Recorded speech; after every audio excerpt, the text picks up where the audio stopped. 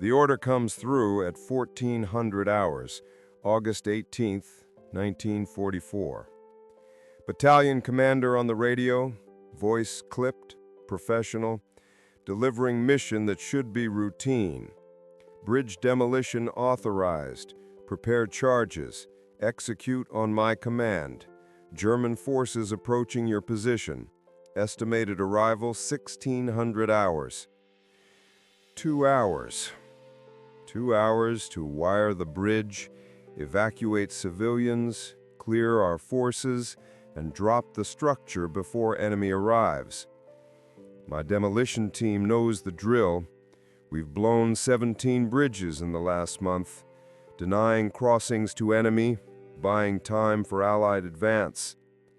Sergeant Miller, my senior NCO, veteran of North Africa, already organizing the men, distributing explosives, calculating placement for optimal structural failure.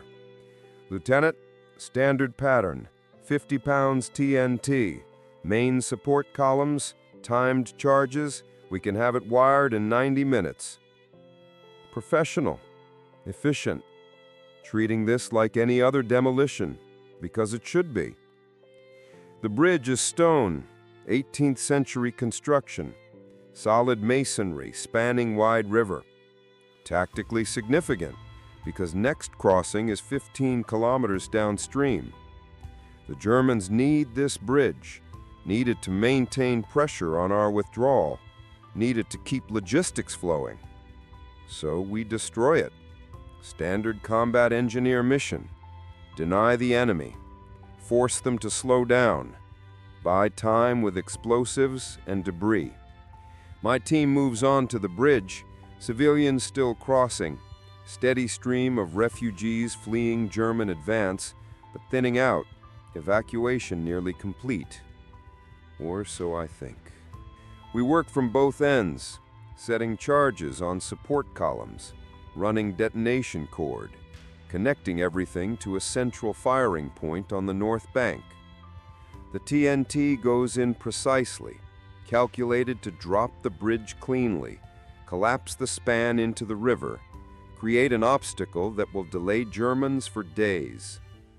Sergeant Miller supervises placement, checking each charge, ensuring redundancy. Professional demolition work that will guarantee structural failure.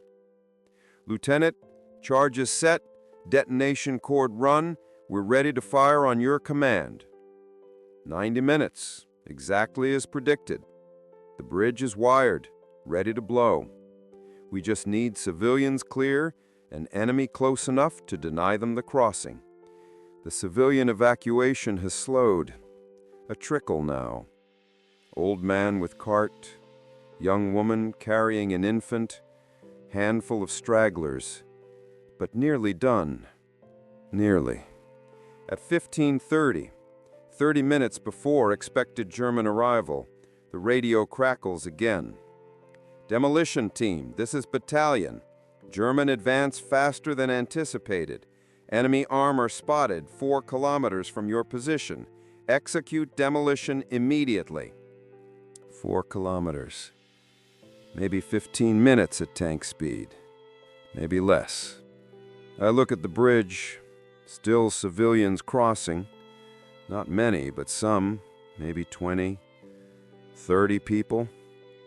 Moving slowly, carrying possessions, helping the elderly, taking time we don't have. Battalion, this is demolition team. Civilians still on bridge. Request 5 minutes to clear them. The response is immediate, harsh, no negotiation. Negative, blow the bridge now. That is direct order. German breakthrough at this crossing will compromise entire withdrawal.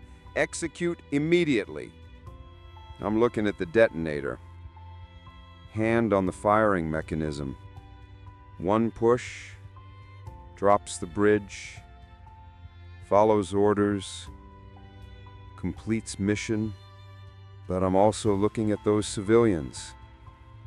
20-something people, families, children, Old people who can't move faster, who don't understand military urgency, who are just trying to survive. They make it. The old man and the injured civilian, they reach North Bank, collapse onto solid ground, safe, clear of the bridge. No more civilians on the span. Empty bridge, wired with explosives, German tanks approaching, mission ready, all obstacles removed, time to execute. My hand moves to the detonator. No more excuses, no more delays. The civilians are safe, the orders are clear, the tactical necessity is absolute. But I freeze, hand on the mechanism, unable to complete the action. Something stopping me. The last 3 civilians, exhausted, lying on North Bank. They're looking at me. They understand now. Understand what almost happened. Understand that I waited. The old woman is crying, not from fear anymore, but from gratitude. She's saying something in French. Sergeant Miller translates quietly. She's thanking us for waiting, for giving them chance. That gratitude, that acknowledgement, it makes the decision harder, not easier, makes me realize the weight of what I almost did. The radio transmission changes tone. Battalion commander, still urgent but less hysterical, almost respectful. Demolition team, are civilians clear? Confirm status. They were watching somehow, observing, seeing what I saw, understanding the impossible timeline. Battalion, civilians clear, bridge is clear, ready to execute. Copy, demolition team, execute at your discretion. You have maybe 2 minutes before enemy arrival. Recommend immediate detonation. At my discretion. Those words, giving me back authority, trusting my judgment, acknowledging that I was right to wait. I look at Sergeant Miller. He nods. The team is ready. Everyone understands what comes next.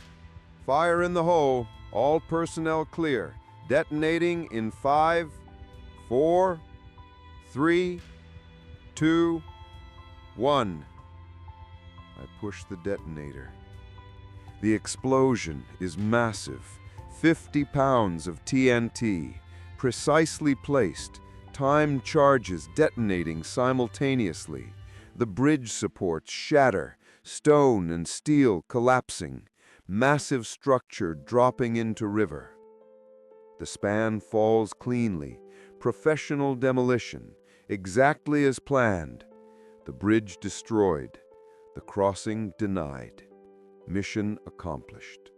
Debris splashes into water, massive waves, the current immediately working against wreckage, ensuring no easy repair, ensuring days or weeks before crossing is possible. Through binoculars I see them, German tanks, maybe 1 kilometer away, 3 panzers, scout vehicles. They're slowing, stopping, observing the destroyed bridge. Their advance halted. Mission success. Bridge denied. Enemy delayed. Tactical objective achieved. Exactly as ordered.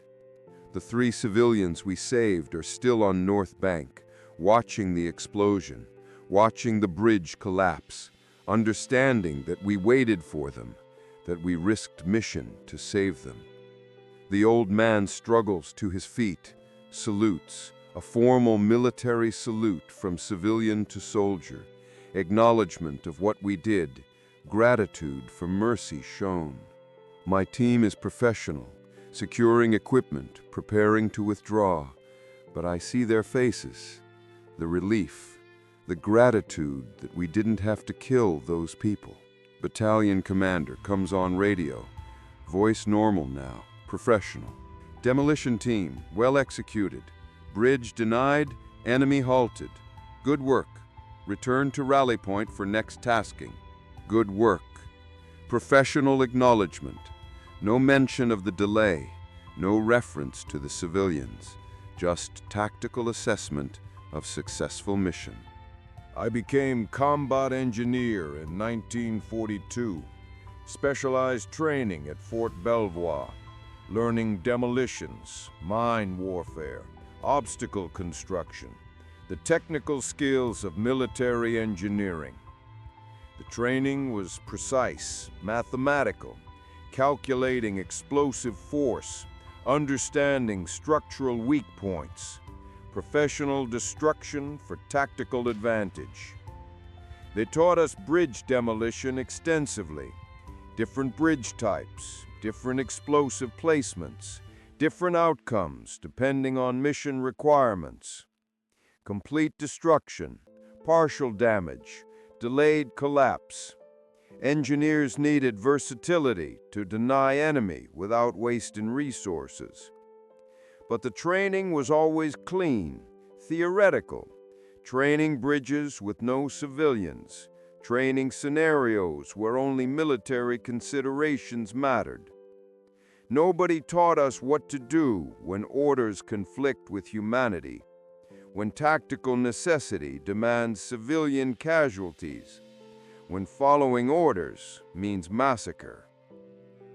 I deployed to England in '43, assigned to 3rd Infantry Division, participated in Sicily invasion, then Italian campaign, then Normandy.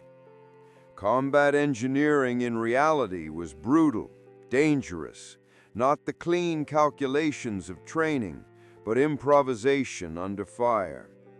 We cleared mines while being shelled at, built bridges while being shot at, destroyed obstacles while enemy tried to stop us.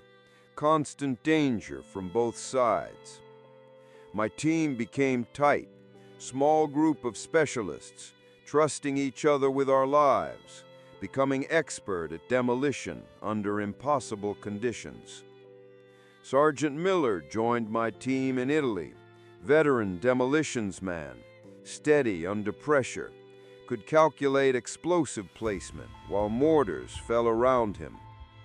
We developed system, efficient, professional, could wire standard bridge in under 2 hours, could blow it in seconds when enemy approached. Destroyed dozens of bridges through Italy, denying crossings to the Germans, forcing them to use inadequate fords, buying time for Allied advance. Every bridge we blew was military target. No civilians present, clear orders, clear conscience, just tactical necessity. Then Normandy happened. June 6th, breakout, rapid advance through France, Germans withdrawing, Allied forces pursuing. The bridge demolitions changed character. Now we were in populated areas, civilian refugees everywhere. People fleeing combat, complicating every mission. Most times we managed it, coordinated with French resistance, got civilians clear before detonation, balanced military necessity with humanity. But the pace was accelerating. August 44, breakout from Normandy, rapid advance, Germans retreating but still dangerous, bridges becoming critical.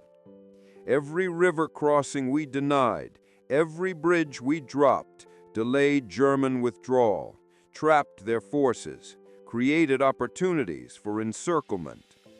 The tactical importance was clear. Bridges weren't just infrastructure, they were military objectives.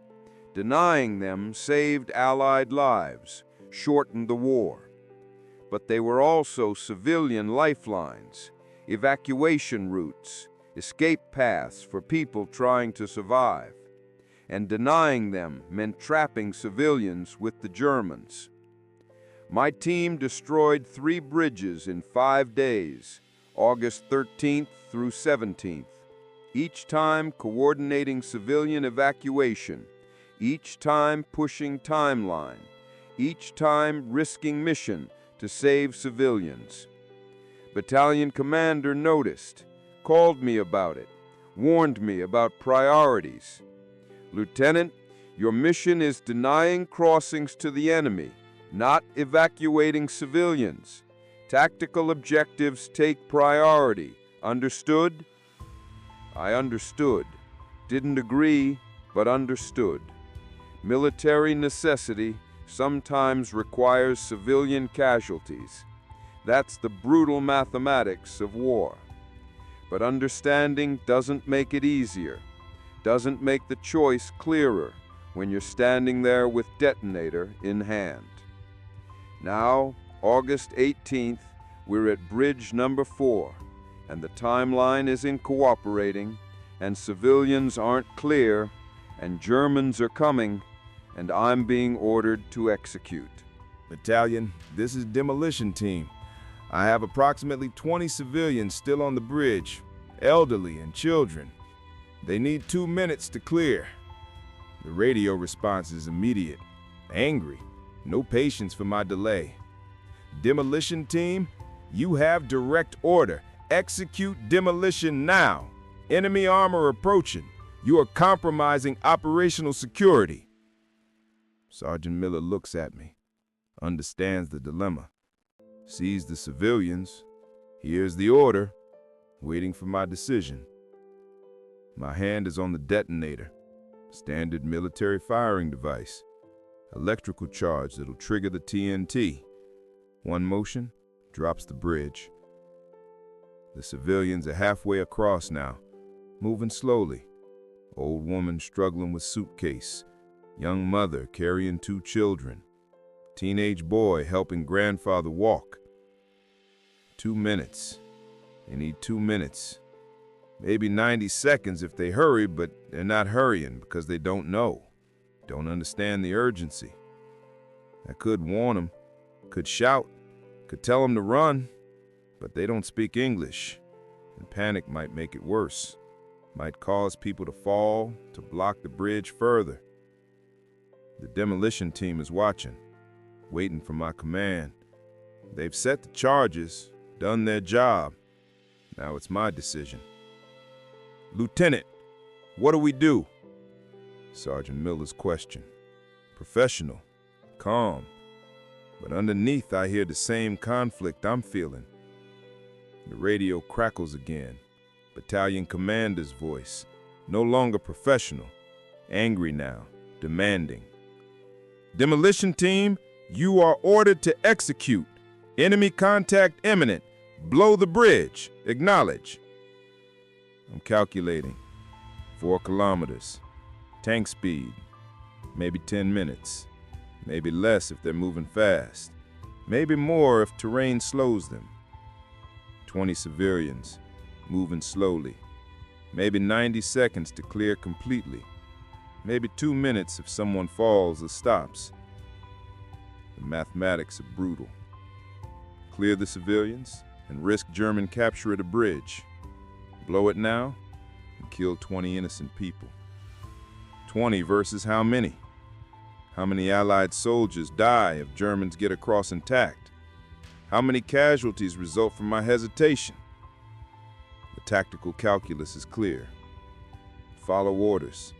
Sacrifice 20 to save hundreds. That's the mathematics of war. That's command responsibility. But those aren't numbers on a map. The people, that mother with 2 children, that grandfather struggling to walk, real humans with faces and families. I look downstream, trying to see if there's an alternative, if there's a way to save both missions and civilians. The river's wide here, deep, fast current, no ford. Next bridge is 15 kilometers away. This is the crossing, the only practical crossing for armor. If Germans get across here, if we fail to deny them, they maintain pressure. They keep logistics flowing. They extend the war. More people die. But if I blow it now, if I execute with civilians on the bridge, I murdered 20 people. Women and children, elderly, non-combatants who trust we're here to liberate them.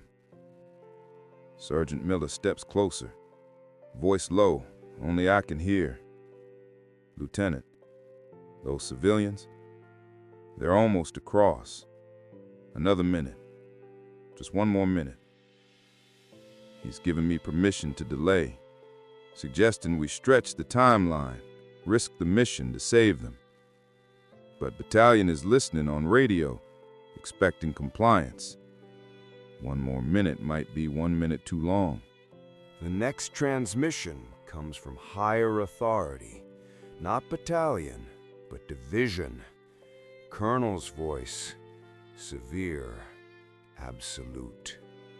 All units, German breakthrough reported Sector 7, critical situation. All bridges must be denied immediately. Execute all pending demolitions. Acknowledge. Sector 7 is north of here. 2 kilometers. Other bridge. If Germans broke through there, they could flank this position, could trap us. The tactical picture just got worse. Significantly worse. This isn't just one bridge anymore. This is operational crisis. My demolition team heard it too. Understanding spreading. This went from routine mission to emergency, and we're being ordered to execute. I look at the bridge again. The civilians. 15 now. 10. They're moving faster, somehow sensing urgency, evacuating themselves. But not fast enough. Still people on the span. Still 5 or 6. Elderly couple helping each other. Young girl carrying baby. Man with injured leg limping. Demolition team, execute now. Direct order from division. Acknowledge immediately. Division commander, ordering, not requesting. This is beyond battalion politics. This is operational necessity at highest tactical level. I key the radio, my voice steady, professional, buying seconds. Division, demolition team, civilians still on bridge, 5 remaining, request 30 seconds. Silence. Then response. Cold. Final. Request denied. Execute immediately. That is direct order. Failure to comply will result in court-martial. Court-martial. The threat is explicit. Follow orders or face military justice. No more negotiation, no more delay. Sergeant Miller looks at me, his eyes saying what he can't say over radio, that we should wait, that 30 seconds won't matter, that those people deserve chance. But 30 seconds might matter, might be the difference between denying a crossing and German breakthrough, might cost Allied lives that outnumber these 5 civilians. The detonator feels heavy in my hand, physical weight somehow matching moral weight. One action that will define me forever. I watch the last civilians, 70 meters from safety, 60, moving as fast as they can. The old couple shuffling, the young girl running with baby, the injured man hobbling desperately. 50 meters, 45. They're gonna make it. Just need 15 more seconds. Just need small mercy. Just need us to wait. The radio erupts. Battalion commander, screaming now. Breakdown of military courtesy, pure command authority. Blow the bridge now. That is direct order. Execute immediately, or I will have you arrested for refusing orders in combat. My team is staring. They've never heard an officer screamed at like this, never seen command authority wielded so brutally, never witnessed this breakdown. 40 meters, 35. The old couple is slowest. They're gonna die. They can't move faster. Age and exhaustion making escape impossible. The girl with baby passes them, reaches North Bank, safe, but turns back, sees the couple, realizes they won't make it. 20 meters. The old couple is struggling. The woman stumbles. Her husband catches her. They're moving so slowly, painfully slowly. Age and fear making coordination impossible. The girl with baby, safe on North Bank now. She's shouting something. French, I don't understand, but the emotion is clear. Urging them, begging them, run faster, please run faster. 15 meters. I can see their faces now. The old woman's expression, terror and exhaustion. The husband's face, determination and love, supporting his wife, refusing to abandon her. The injured man is behind them, 10 meters back, limping badly, each step agony, but moving, still moving, refusing to give up. The engines are louder, definitely tanks, multiple vehicles, German armor approaching, maybe 5 minutes away, maybe less. The radio is constant now, overlapping transmissions. Battalion, division, other units, everyone screaming at me to execute, to blow the bridge, to follow orders. Detonate now, immediate, execute mission, blow the bridge. My team is frozen, watching me, watching the civilians, caught between training and humanity, waiting for my decision. Sergeant Miller moves closer, his hand near mine, ready to take the detonator, ready to do it himself if I can't, ready to bear this burden. Lieutenant, tell me what to do. Give me the order, I'll execute it. He's offering to carry the weight, to be the one who kills them, to spare me the direct action. But the responsibility is still mine, still my command, still my choice. 10 meters. The old couple is so close, almost safe. Just need 5 more seconds. The woman is crying. The husband is pulling her, both knowing they might not make it. The injured man falls, 20 meters from safety. His leg given out.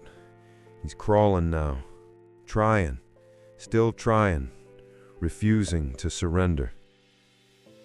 5 meters. The couple reaches the edge, almost off the bridge, almost safe. The woman collapses on North Bank, safe. Her husband turning back, seeing the injured man still on bridge, making decision.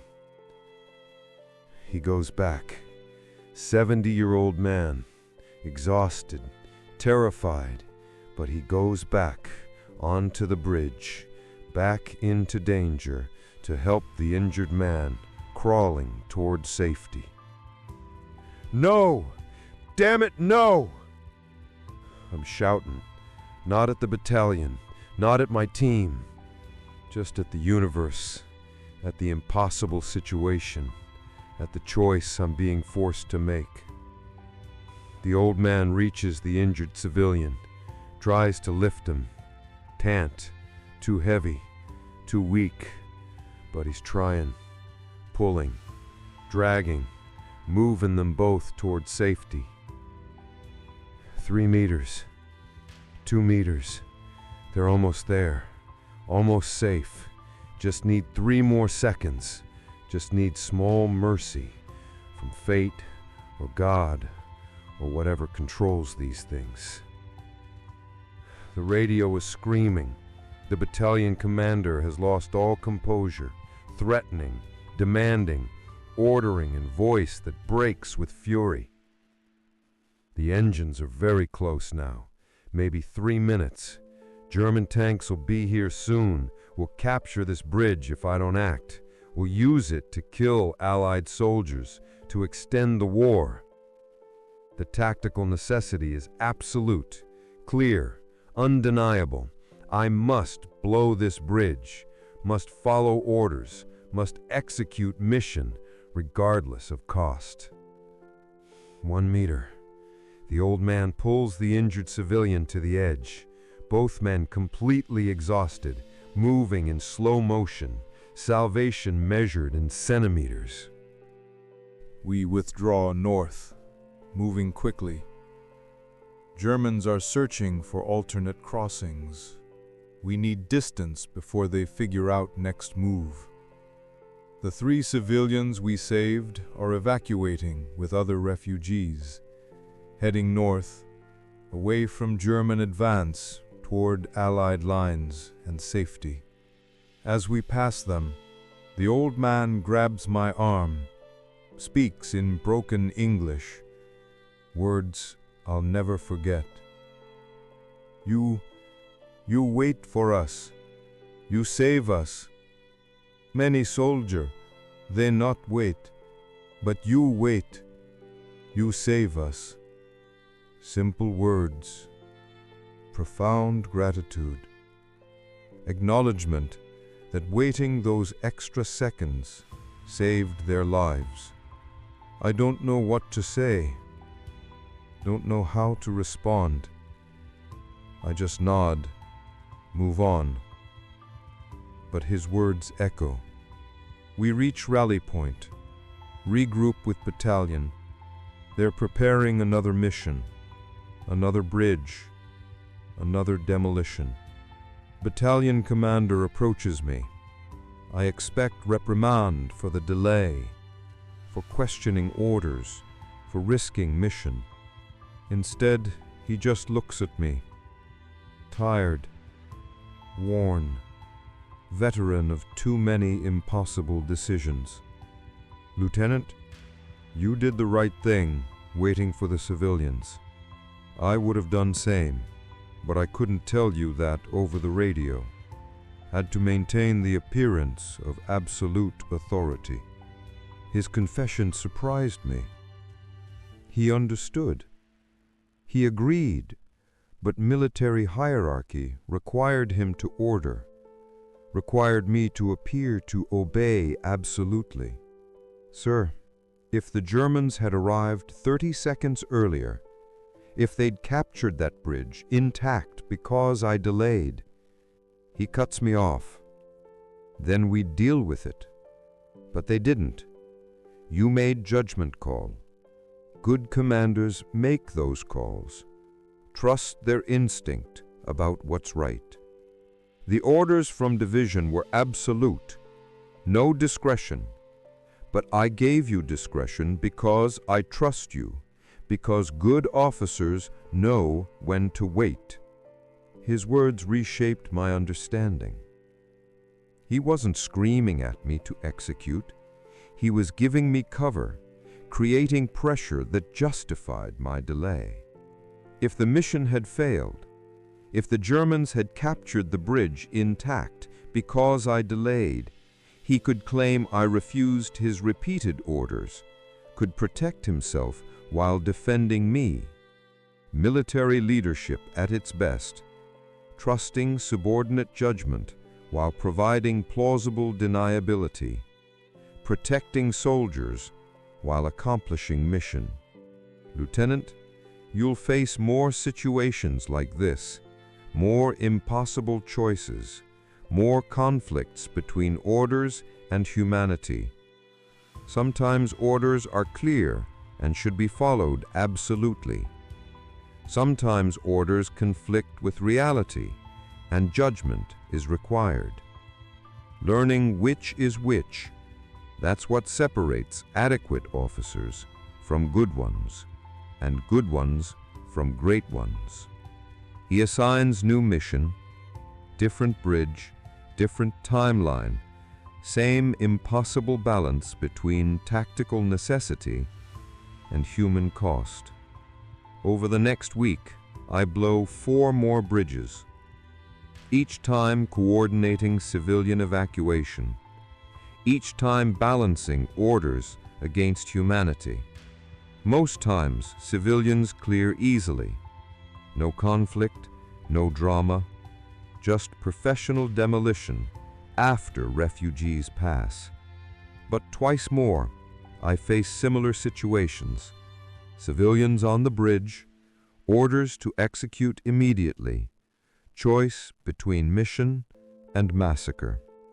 Both times I delay, both times I risk mission to save civilians, both times I succeed at both.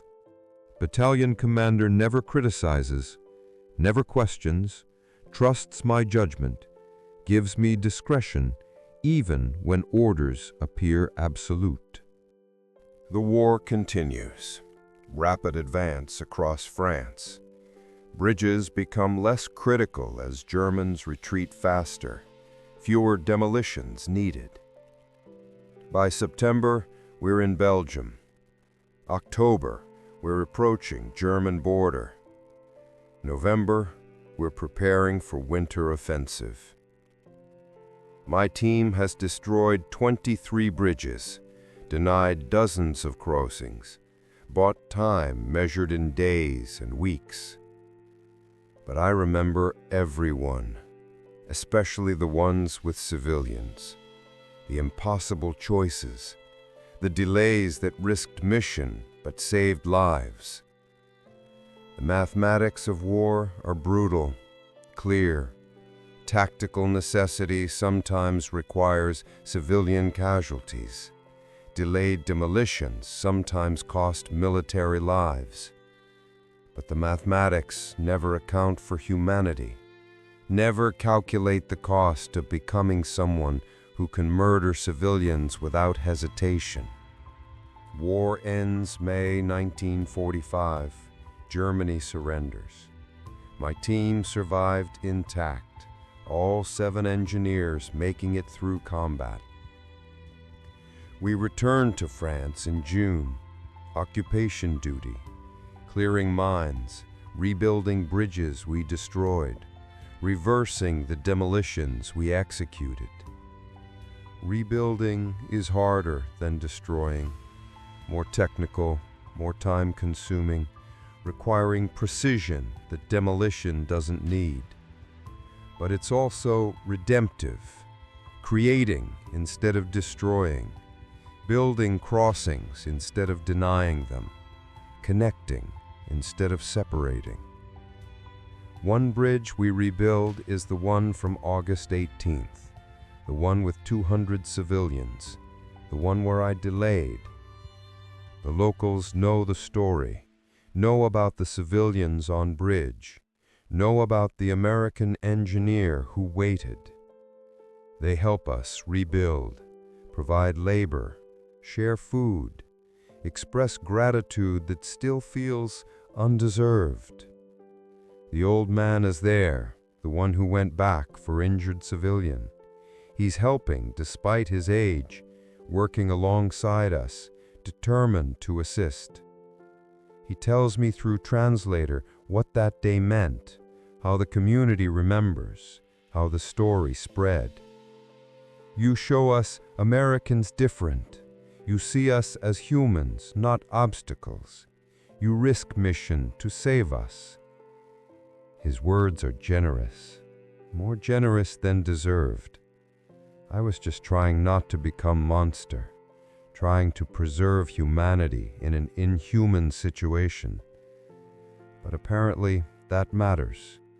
Apparently choosing mercy when orders demanded cruelty, that defines character. That creates reputation. I'm discharged November 45, returned to United States, civilian life, trying to process 3 years of impossible choices. The bridge demolitions haunt me more than combat, more than casualties, more than fear and violence. Because combat was clear. Enemy shooting at us, we shoot back. Survival, defense, obvious moral framework. But the bridges, the civilians, the orders conflicting with humanity, those were ambiguous. Those required judgment. Those defined who I became. I struggle with civilian life, can't settle, can't find work that feels meaningful after military service.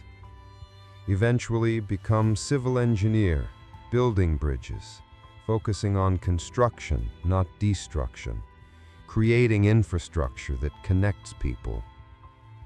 The irony isn't lost on me. Spend war destroying bridges, spend peace building them. A symmetry that feels necessary for redemption.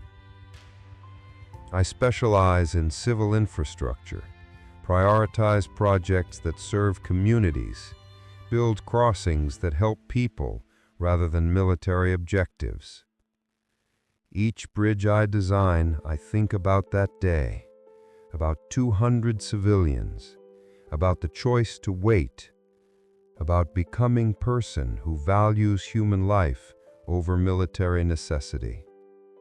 Decades pass, 1950s, 60s.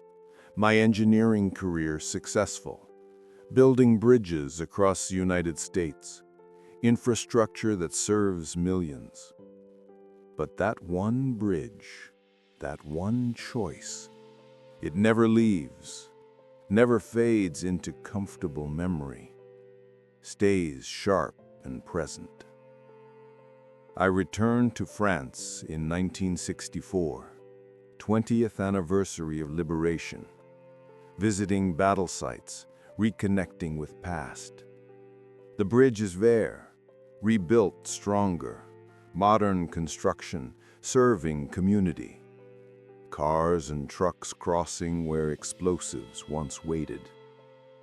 I stand on it, solid beneath my feet, thinking about that day, about the demolished span, about the choice I made. A ceremony is happening, local memorial, honoring Allied soldiers who liberated France, who died freeing the country.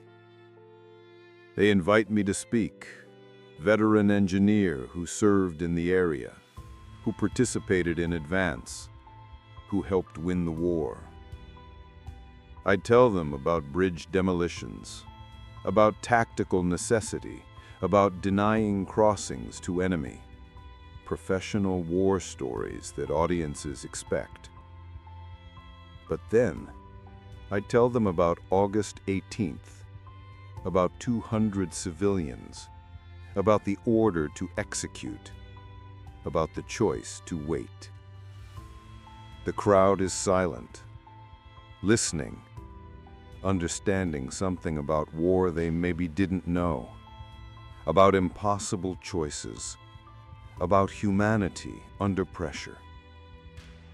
After ceremony, people approach, thank me, share stories, tell me how that bridge is important to their community.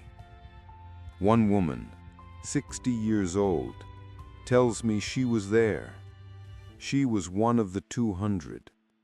She remembers. I was 12, with my mother and grandmother. We were crossing, so scared, so slow, thinking we would die.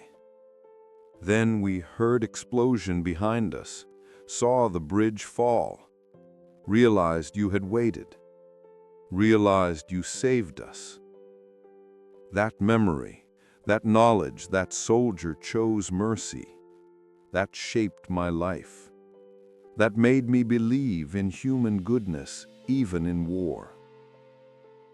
Her testimony, her gratitude, it validates the choice, confirms that waiting those extra seconds mattered, meant something beyond tactics. She introduces her children, grandchildren, family that exists because I delayed, because I risked mission to save civilians. The mathematics are clear now, personal, undeniable. That 2-minute delay created futures, enabled lives, spread goodness forward through generations.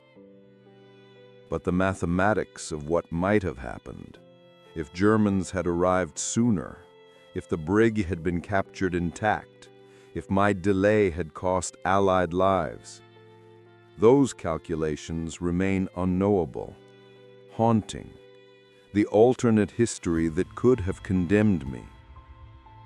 I returned to the United States carrying both, the gratitude of those I saved and the uncertainty of what I risked, the knowledge that I was right and the fear that I might have been catastrophically wrong. My wife asks if the trip gave closure, if returning brought peace, if seeing rebuilt bridge resolved the memory. Honest answer is complex. It helped. Seeing the bridge, meeting the woman I saved, understanding that choice had meaning. But it didn't resolve the fundamental question, whether I was right to delay, whether risking military mission for civilians was proper decision. I'm glad they lived, grateful that my choice created futures, but I still don't know if it was right decision or just lucky outcome. The 1970s bring reflection. I'm in my 50s, career established, life comfortable, but still processing war choices. I teach engineering at university, lecturing about bridge design, about structural calculations, about infrastructure planning. But I also teach ethics, guest lecture in philosophy department, discussing impossible choices, decisions where every option is wrong. I use the bridge as case study, not revealing it was personal experience, just presenting scenario, asking students what they would do. You're ordered to destroy bridge. Tactical necessity is clear, but civilians are evacuating. Orders say execute immediately. What do you do? The students debate. Some say follow orders. Military necessity outweighs individual lives. Discipline requires obedience even when difficult. Others say refuse. Humanitarian law protects civilians. Following orders isn't excuse for war crimes. Conscience matters more than compliance. Few realize there's a middle path, creative interpretation, delayed execution that attempts both missions, risking everything to save everyone. I don't tell them what I did. Don't reveal my choice. Let them struggle with the decision. Let them understand the impossibility of a clear answer. But afterward, some students approach privately, ask what really happened, since this isn't hypothetical scenario. I tell them the truth about August 18, 1944, about 200 civilians, about screaming battalion commander, about choosing to wait. Did I make the right choice? I don't know. Never will know. No way to test alternate history where I executed immediately. But I know I made only choice I could live with, only decision that let me look in the mirror afterward, only option that preserved my humanity. The students are thoughtful, understanding something about ethics, about command, about war that textbooks don't convey. One student, Vietnam veteran on GI Bill, stays after others leave. Sir, I faced a similar choice, different situation, similar impossibility. And I didn't wait. I followed orders, and civilians died. His confession, his pain, it's obvious and devastating. I carry that every day, knowing I could have delayed, could have tried saving them, but I prioritized orders over humanity. I don't judge him, can't judge him. His situation probably different, his timeline probably tighter, his choice probably justified. The fact that you struggle with it, that you wish you'd waited, that means you're still human, still capable of recognizing moral complexity. Some soldiers lose that, become machines, follow orders without question or regret, become people who can commit atrocities without conscience. You're not that. You recognize the cost. You carry the weight. You're still human, despite what war demanded. He cries, a veteran in his 30s, crying in front of Professor, releasing the burden he's carried since Vietnam, finally finding someone who understands. We talk for hours, comparing experiences, sharing burdens, understanding that war creates situations where everyone involved is somewhat right and somewhat wrong simultaneously. He becomes teaching assistant, helps me develop ethics curriculum, shares his experience with students, turns trauma into education, makes his burden meaningful. The 1980s bring recognition. I'm honored by French government, Légion d'honneur for wartime service, specifically for bridge operations that aided liberation. The ceremony is formal. Paris, French officials, media attention, uncomfortable spotlight on private choices. They mention the bridge, August 18th, 1944, the delay that saved civilians, calling it heroic restraint, exemplary conduct under pressure. I'm uncomfortable with hero label. Don't feel heroic. Just feel like I avoided becoming villain. Like I made minimum choice necessary to stay human. But the French emphasize it, make it centerpiece of citation, highlighting care for civilian population, contrast to other occupiers who showed no mercy. At reception after the ceremony, an elderly Frenchman approaches, introduces himself as mayor of the town where the bridge was. Monsieur, my town remembers what you did, how you waited, how you saved our people when you could have killed them. He presents a gift, a photograph from August 1944, taken by a resistance fighter, showing the bridge, showing explosives, showing civilians crossing. I'm in the photograph, younger, commanding my team, hand near detonator.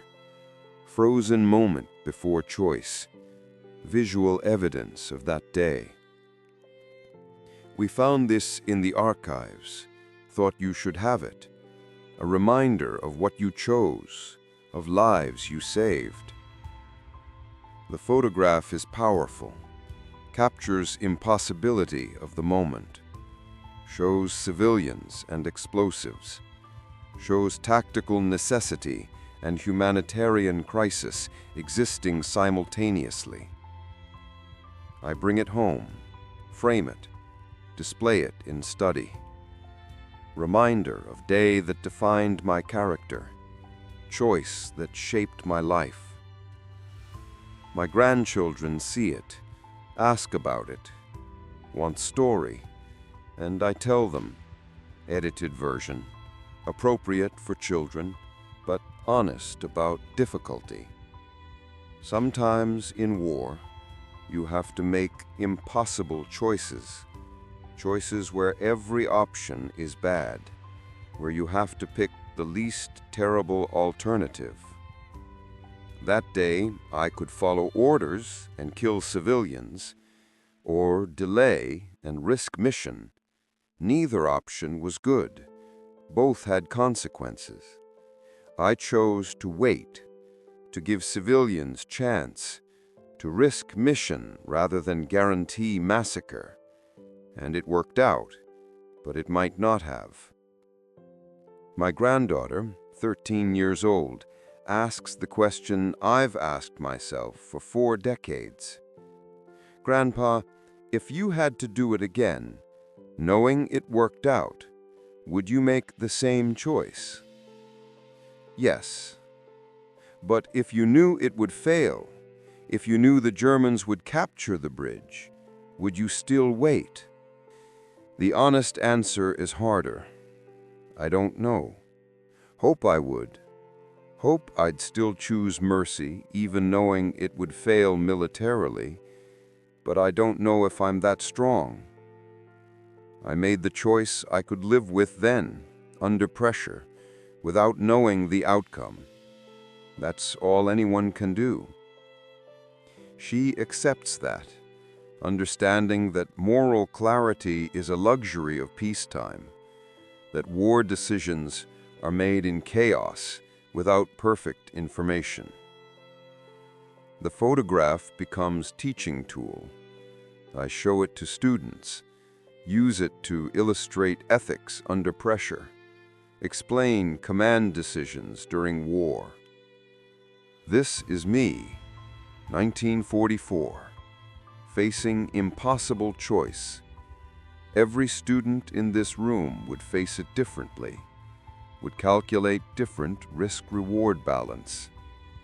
There's no definitively correct answer, just choices you can live with and choices that destroy you. Knowing the difference is what matters. I'm 94 years old now. That bridge was 76 years ago.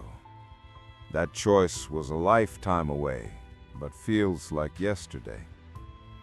The bridge still stands, rebuilt multiple times, modern structure. Thousands of people cross it daily, none knowing the history beneath their wheels. But I know. I carry it.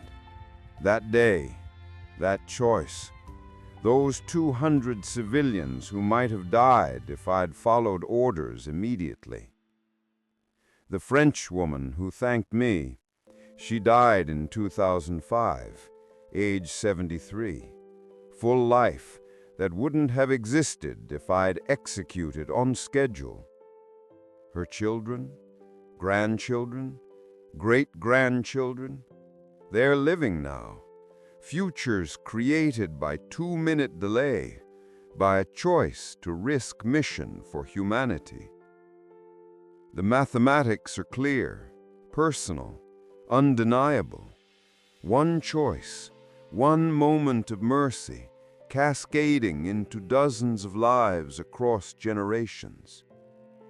But I still wonder about alternate mathematics, the calculations I can't make, the Allied soldiers who might have died if Germans had captured that bridge. Did my delay risk lives? Did my mercy have a military cost? Did soldiers die because I prioritized civilians over tactics? Unknowable questions that haunt, despite answers I'll never have. The military historians debate it sometimes, write papers about combat engineering ethics, about civilian protection versus military necessity. Some cite my case as exemplary, proper balance between mission and humanity, good judgment under pressure. Others critique it, argue I risked operational security, endangered withdrawal, prioritized individual lives over collective military objectives. Both are probably right. Both miss the point. The point isn't whether I was tactically perfect. The point is, I remained human under inhuman pressure. This is my confession. 76 years after standing with hand on detonator, about bridge packed with civilians and orders to blow it, about choosing to wait when commands demanded immediate execution. The war created impossible situations, demanded impossible choices, forced humans to calculate human lives against tactical advantages, asked soldiers to become something less than human to achieve military objectives. I was ordered to kill 200 civilians, murder them, to deny bridge crossing, sacrifice innocents for military necessity. And I delayed, risked mission, chose mercy when duty demanded cruelty. Was I right? Was I wrong?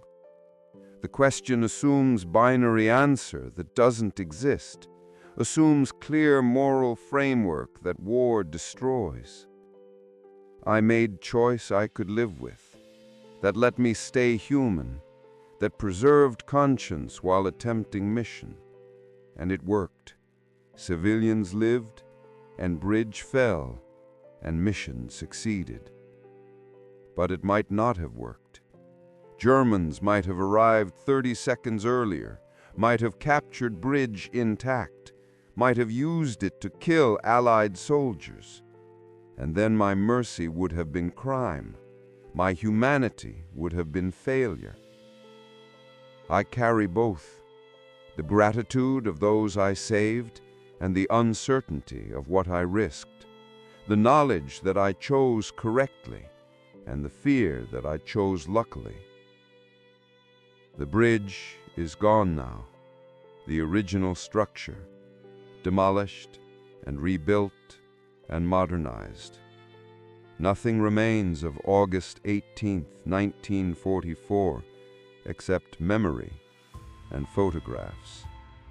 But the choice remains, lives in me, defines me, shapes how I think about duty and conscience, about orders and humanity, about what we become when everything demands we become less than human.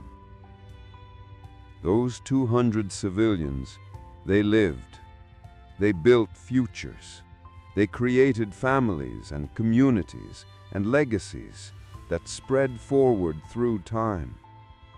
And I preserved them, not through heroism, but through refusal to become a monster, not through courage, but through inability to murder innocents, even when ordered.